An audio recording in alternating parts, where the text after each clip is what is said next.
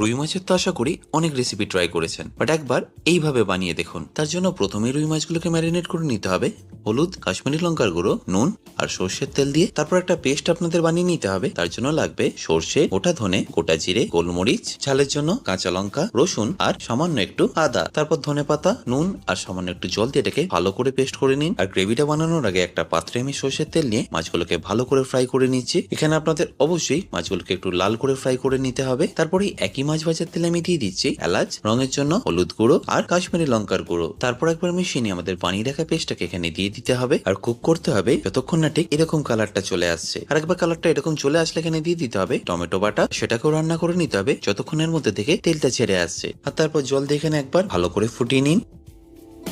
আর তারপর ফিনিশ করুন গরম মশলা, কাঁচা লঙ্কা আর ধনেপাতা দিয়ে। ব্যাস, তাহলেই রেডি রুই মাছের মশলা কারি।